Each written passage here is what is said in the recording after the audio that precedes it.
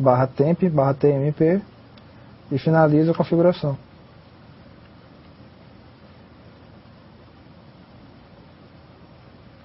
E por fim eu coloco a partição barra var, que é uma partição de dados variáveis. Eu vou colocar todo o tamanho restante, que é uma partição que vai mudar muito, que é uma partição que vai ter meus bancos de dados e precisa estar íntegra e ter espaço sobrando.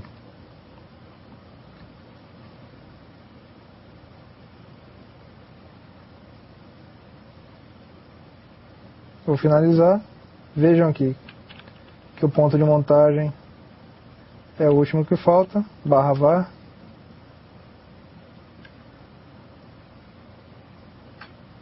E vou finalizar a configuração da partição. Em seguida, eu vou conferir o resumo do meu particionamento. Veja aqui que tem uma partição primária, uma única partição primária de boot, que é para iniciar o sistema apenas. Uma partição de swap, que é para quando a memória física acabar ele poder interagir e recorrer. Uma partição root, ou seja, raiz, para salvar os arquivos do sistema. Uma home para os usuários, uma var log, que é para salvar todos os logs do Linux, logs de banco de dados, de erro de sistema, ele vai salvar em separado.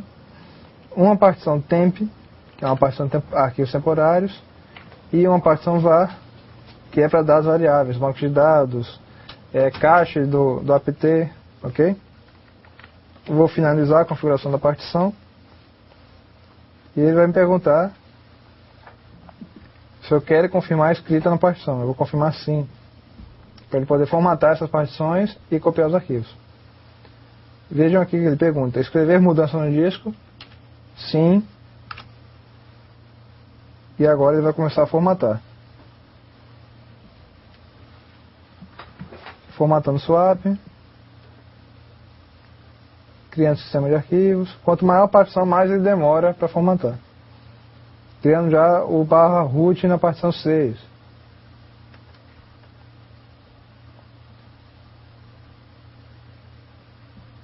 Lembrando que essa configuração de particionamento é para servidores, tá, pessoal?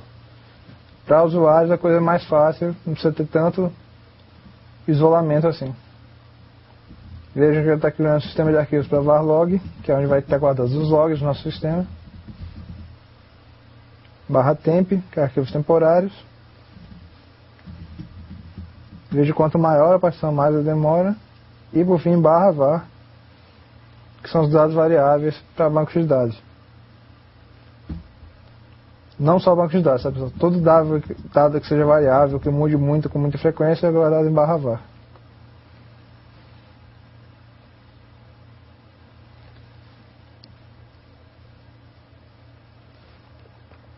Uma dica, se vocês quiserem conferir se está tendo algum problema ou acompanhar a instalação, vocês apertem a tecla Ctrl Alt F4 durante a instalação para conferir o log do sistema e ver se tem alguma coisa errada.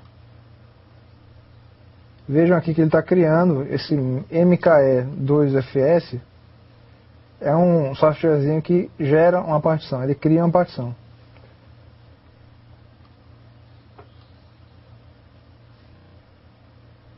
Vejam aqui que eu tenho várias informações sobre a instalação.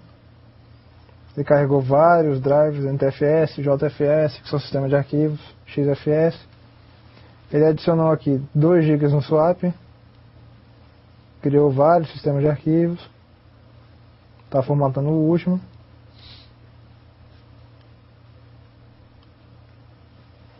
Para voltar para o terminal, eu aperto Ctrl Alt F1. Ele volta para a instalação. Ainda está formatando. Vamos acompanhar aí, pessoal.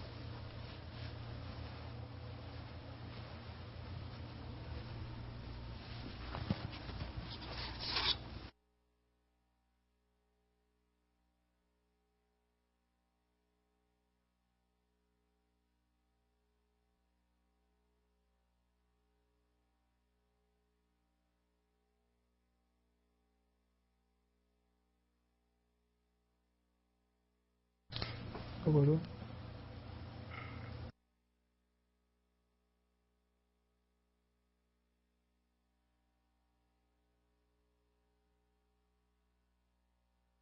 Pessoal, Pronto, pessoal, vejam que já está copiando os arquivos. Essa parte da instalação é a instalação do sistema básico. É a base do sistema para poder utilizar o servidor e instalar outros serviços.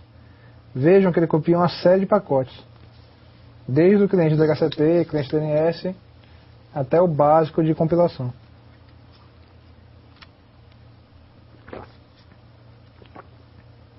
Várias bibliotecas. Cada arquivo desse começa com lib e é uma biblioteca.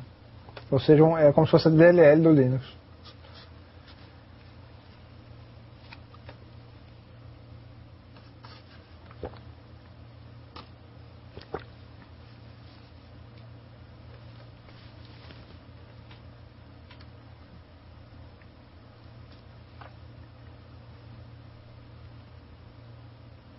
Veja que ele continua copiando.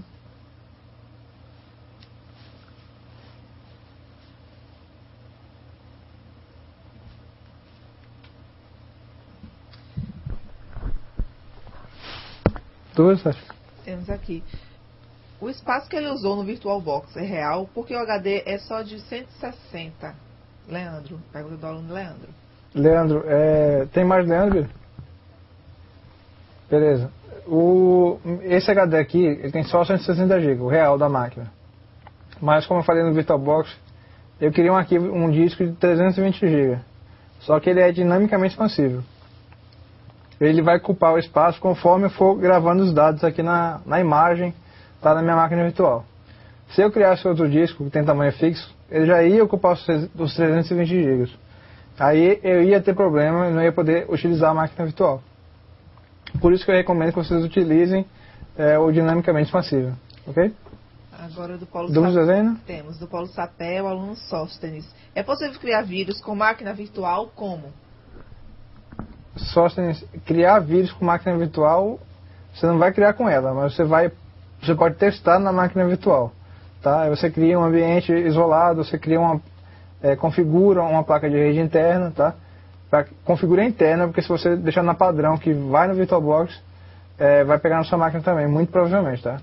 Aí você muda a placa de rede para interface interna, você pode rodar o vírus, ver como funciona, tá? Tem softwares que analisam quando ele entra no registro, quando ele entra numa pasta de arquivos, aí vocês podem saber como funciona um vírus. Tanto para Windows quanto para Linux, tá? Só que para Linux é mais difícil de pegar, porque ele depende do usuário para poder afetar o sistema, depende do root para poder afetar o sistema. Senão ele só afeta de forma isolada. Dúvidas, Leandro? Não temos mais dúvidas. Vejam aqui que ainda continua copiando, pessoal. Tá já desempacotando já. É como se ele copiasse várias caixas e estivesse desempacotando para organizar a casa, né?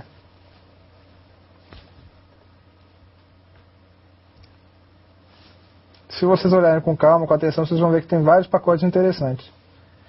Locais, que é arquivos locais de localização, idioma. PNG, que foi biblioteca de imagem. libUSB, que são bibliotecas de USB. Dev, que são bibliotecas de desenvolvimento. NetTools, são as ferramentas de rede. São vários pacotinhos que é bom vocês se acostumarem com o nome para poder trabalhar. Outra dica, enquanto copia a instalação, vocês podem habilitar um outro terminal. Por exemplo, o Ctrl Alt F4 ele joga para o log. Vejo que conforme vai copiando, ele vai mostrando o que está acontecendo na instalação. Selecionando o pacote não selecionado, desempacotando o pacote, ele vai dando o status da instalação. Se eu apertar outro terminal, por exemplo, o Ctrl Alt F2, ele vai me dar uma opção aqui para habilitar o console, porque ele vai por padrão desabilitado. Eu aperto Enter e ele me habilita o console. Dúvida, Sasha? Temos o Paulo Garanhuns. Dá para fazer virtualização e acessar remotamente? Dá para fazer virtualização e acessar remotamente. O VirtualBox, enquanto copiei aqui, eu vou mostrar para vocês. Tem um recurso aqui. Vocês podem acessar tanto pela rede, por exemplo, um serviço de terminal ou um SSH do Linux ou um serviço de terminal do Windows. Vocês podem acessar tanto por esses serviços quanto no VirtualBox. Deixa eu pegar uma máquina desligada aqui. o VirtualBox, eu vou ter uma máquina Windows aqui, eu vou marcar ela, eu vou lá em configurações, já aqui, Billy, por favor. Vou lá em configurações da minha máquina virtual, pode ser qualquer uma, tá? Ele vai abrir aqui pra mim. Só um minutinho que tá um pouquinho pesado, tá, pessoal? Ele vai abrir as configurações da minha máquina virtual.